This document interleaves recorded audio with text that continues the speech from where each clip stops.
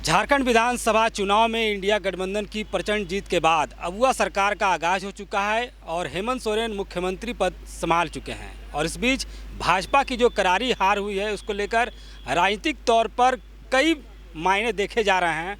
और इन्हीं सभी बिंदुओं को लेकर बात करने के लिए हमारे बीच मौजूद हैं भाजपा के पूर्व नेता और भी वर्तमान में झारखंड मुक्ति मोर्चा ज्वाइन कर चुके हैं और लिट्टीपाड़ा से पूर्व प्रत्याशी भी रहे हैं। तो दानियल जी, स्वागत है। सबसे पहला सवाल कि क्या कारण रहा भाजपा का जो सुफड़ा साफ हो गया?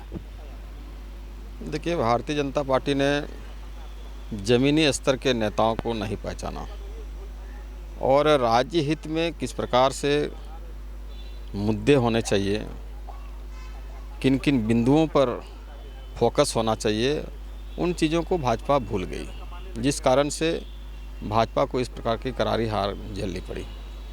आप लिट्टीपाड़ा से विधानसभा चुनाव लड़े थे 2019 में। इस बार भाजपा आपको टिकट नहीं दी, अब जेएमएम ज्वाइन कर लिए हैं, क्या कारण था?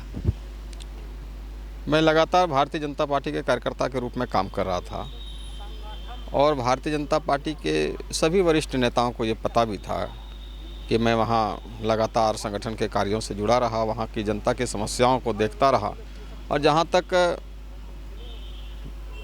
नेता के रूप में संभव हो पाया मैंने वहाँ की समस्याओं को निराकरण करने का प्रयास भी किया। और विगत 2019 के विधानसभा चुनाव में वहाँ राजमहल लोकसभा क्षेत्र में 6 विधानसभा क्षेत्र आते हैं, तो 6 विधानसभा क्षेत्र में सबसे कम अंतर से हारने वाली सीट वो लिट्टीपाड़ा सीट थी, जहाँ से भाजपा ने सबसे कम अंतर से चुनाव हारा था। मुझे लगता है कि मेरे जैसे कार्यकर्ता को पुनः मौका देना चाहिए था और ऐसा न करके भाजपा ने विधानसभा से बाहर के नेता को चुनाव लड़ाया। और इस प्रकार के कई उदाहरण हैं, जैसे महेशपुर विधानसभा क्षेत्र में भी गिरिडीह के व्यक्ति को चुनाव लड़ाया गया। जो इस तरह के गलत निर्णय हुए हैं, उन गलत निर्णयों के कारण ही इस तरह की हार भाजपा को झेलनी पड़ी है। जो भाजपा का नीतिय सिद्धांत है कि कार्यकर्ताओं को टिकट देने की, क्या भाजपा उस सिद्धांत को भूल गई? स्पष्ट रूप से कहा जा सकता है कि भाजपा सब दिन सभी राजनीतिक दलों पर परिवारवाद का इल्ज़ाम लगाते रही है, लेकिन इस बार के चुनाव में अगर झारखंड के संदर्भ में देखा जाए तो बहुत ऐसे राजनीतिक घराने हैं जिनके भाई, जिनकी पत्नी, ऐसे लोगों को चुनाव लड़ाया गया है। तो ये परिवारवाद भी इस चुनाव का एक कारण रहा है और जो परिवारवाद का विरोध करता रहा है वही आज अपने परिवार के लोगों के हित के लिए अपने परिवार के सदस्यों को चुनाव में लड़ाया, तो ये भी बहुत बड़ा कारण रहा है।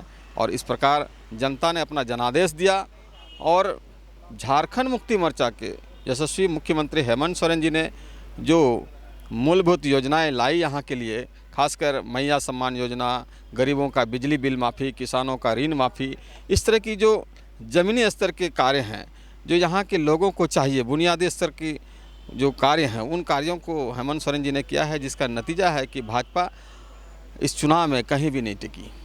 जो संथाल परगना के 18 विधानसभा क्षेत्र थे उनमें से मात्र एक सीट जो है भाजपा जीत पाई है, तो इतना बड़ा जो सुफड़ा साफ हुआ है, कह सकते इतनी बड़ी करारी हार हुई है, तो क्या इस पे मूल कारण क्या हो सकता है? देखिए, भारतीय जनता पार्टी को यहाँ के रणनीति के लिए स्थानीय नेताओं से और अपने कार्यकर्ताओं से विचार विमर्श करके ही चुनावी एजेंडे को बनाने चाहिए थे और साथ ही साथ यहाँ प्रत्याशियों का चयन होना था, यहाँ मुद्दे उस तरह के चुने जाने थे जिससे यहाँ के लोग सही रिपोर्ट देते तो उसका परिणाम वोट में वो परिणत होता। लेकिन यहाँ पर बाहर के लोगों को प्रभारी बनाया गया, तो बाहर के लोगों को यहाँ की भौगोलिक जानकारी नहीं है, यहाँ के भाषा का ज्ञान नहीं है, यहाँ किन किन मुद्दों पर बात होनी चाहिए उन मुद्दों को गौन करके खास विषय पर वो फोकस करता रहा, चाहे वो बांग्लादेशी घुसपैठिए की बात हो। जबकि यहाँ के लोग लगातार आपस में रहते हैं और किसी प्रकार के आज तक कोई घटना घटित नहीं हुई है, आपसी भाईचारा के साथ लोग रहते हैं। भाजपा ने यहाँ बांग्लादेशियों को ढूंढने का प्रयास भी किया, उनके पार्टी के पदाधिकारियों को भी उस समिति में रखा, लेकिन एक भी बांग्लादेशी को यहाँ से ढूंढ के नहीं पाया गया। तो कहीं ना कहीं ये एक हवा, एक मुद्दा और जनता को बांटने का काम कर रही थी और जनता ने इसको नकार दिया है। तो क्या जो बांग्लादेशी मुद्दा है, जो घुसपैठ का मुद्दा था, वो पूरी तरीक़ा से फेल हो गया? जी, बिल्कुल यही कहा जा सकता है कि वो बांग्लादेशी घुसपैठिए का मुद्दा पूरी तरह से फेल हो चुका है।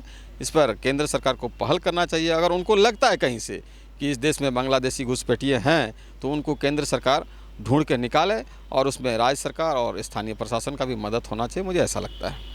जो अन्य मुद्दे रहे हैं, जैसे कि संथाल परगना क्षेत्र में भारतीय जनता पार्टी हमेशा से कम 8 से 10 सीट जीतती रही है, तो इतना बड़ा जो हार हुई है, आप ज़मीनी स्तर पर कार्यकर्ता है, क्या भाजपा जो है जो मुद्दे को भांप नहीं पाई और ज़मीनी स्तर पर कार्यकर्ता है उसको तवज्जो नहीं मिला, इसी कारण हार हुई है क्या? देखिए, इसके पीछे आपने जो प्रश्न उठाया वो दोनों ही कारण हैं।